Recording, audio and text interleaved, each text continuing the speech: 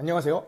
미국이 지난 9월 금리를 인하했는데 앞으로 남은 두 번의 FOMC는 물론 향후 2년 정도는 최소한 금리가 내려갈 것으로 다들 예상하고 있습니다. 이 상황 속에서 우리의 ISA 계좌에 어떤 종목들을 모을지 고민이 많으실 겁니다. 저도 솔직히 고백하면 희한하게 투자 관련해서는 리서치하기가 귀찮더라고요. 신용카드 혜택은 어떻게든 받아보려고 열심히 조사하는데 그 시간보다 오히려 덜 시간을 쓰고 있는 게 참 아이러니하다고 생각했습니다. 그래서 최소한의 조사를 스스로 행해보고 좋은 내용에 대해 공유드리고자 오늘 영상을 촬영하게 되었습니다. 오늘 영상 끝까지 보신다면 금리 인하기에 조금이라도 유리한 ETF에 대해 알게 되실 겁니다. 과거가 반복되는 것은 아니지만 금리 인하기에는 배당주나 기술주가 유리했습니다. 배당주가 왜 유리한지에 대해선 지난 영상에서 설명드린 바 있습니다. 간단히 설명하면 만약 예금금리가 3%대라면 당연히 5%의 배당을 지급하는 배당주가 매력 있을 수밖에 없겠죠. 게다가 배당주의 매력이 부각되면 매수세가 이어질 것이고 배당주 자체의 가격 상승분까지 덤으로 얻어갈 수 있으니 원금 손실에 대한 리스크도 최소화될 것입니다. 물론 단기적으로 주가의 하락이 있을 수는 있지만 ISA 계좌에서 투자를 하시는 분들은 장기 투자의 목적을 가지고 있으실 테니까 금리 인하 사이클 안에서 적립식으로 모아가신다면 분명히 좋은 결과가 있을 확률이 굉장히 높다고 보여집니다. 또한 금리 인하기에는 기술주가 유리합니다. 기술주가 유리한 이유는 크게 두 가지가 있습니다. 먼저 자금 조달 비용이 감소됩니다. 많은 기술주들은 혁신을 위한 연구 개발에 많은 비용을 집행합니다. 이 비용을 차입을 통해 충당하는 경우도 굉장히 많은데 금리가 내려가면 자금 조달 비용이 낮아져서 더 많은 자금을 활용해 기술 개발이나 사업 확장에 투자할 수 있습니다. 또한 미래 현금 흐름의 가치가 증가합니다. 조금 어려운 이야기일 수 있는데 기업의 가치란 미래 현금 흐름의 현재 가치 할인입니다. 즉 미래 현금 흐름을 할인율로 나눠주는 건데 여기서 할인율은 금리가 낮아지면 함께 낮아지게 됩니다. 따라서 분모가 작아지니까 전체가 커지고 기업의 가치 자체가 높아지게 됩니다. 물론 이는 엄밀한 정의는 아니니까 그냥 참고 정도만 알아두시면 되겠고요. 이해가 가지 않으셔도 일단은 넘어가셔도 좋겠습니다. 실제로 금리가 인하되었을 때 기술주가 올라가는가? 과거 사례를 찾아보도록 하겠습니다.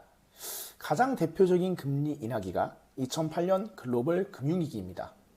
연준에서 금리를 급격히 인하하자 나스닥 지수는 대략 1년 5개월 동안 100%의 상승을 기록합니다. 같은 시간대에 S&P 500 지수는 67% 정도의 상승률을 기록하죠. 기술주의 수익률이 훨씬 좋습니다. 또한 최근 코비드 사태를 보겠습니다. 연준이 금리를 급격하게 인하하자 반년 만에 76% 정도 상승합니다. 같은 시간대에 S&P 500 지수는 60% 정도 상승합니다. 역시 기술주의 수익률이 좋습니다. 물론 금융위기나 코비드처럼 급격하게 금리를 인하하지는 않겠지만 금리 인하 시 일반적인 주식보다 기술주가 좋은 성과를 거뒀다는 사실을 확인할 수 있었습니다. 늘 과거가 반복되리라는 보장은 없지만 이렇게 공부를 해봄으로써 앞으로 어떤 투자가 유리할지 생각해보는 계기를 가지는 것은 정말 중요하다고 생각합니다. 그렇다면 우리 ISA 계좌에 어떤 배당 ETF와 기술 ETF를 넣으면 좋을까요? 많은 자산운용사에서 좋은 상품들을 운용하고 있습니다.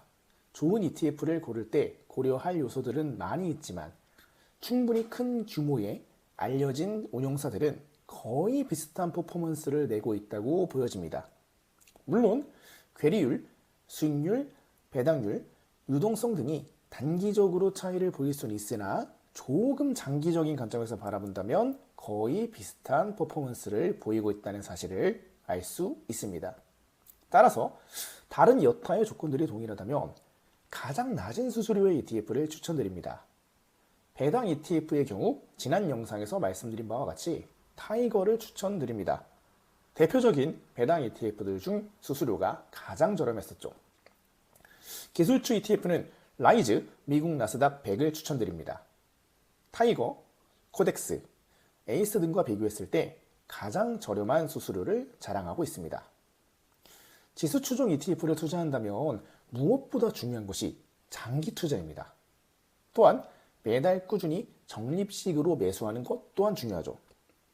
꾸준히 매수하고 장기 투자할 때 가장 낮은 수수료가 적용된다면 장기적으로 큰 이익일 수밖에 없겠죠.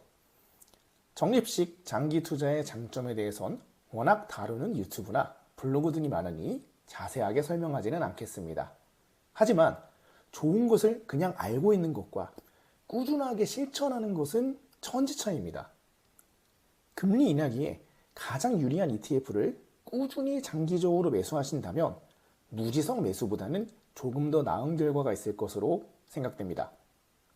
지금 당장 스스로 조금 더 리서치 해보시고 마음속에 확신을 가진 채로 장기 투자 해보시면 어떨까요? 다음 시간에는 더욱 유익한 정보로 찾아뵙겠습니다. 감사합니다.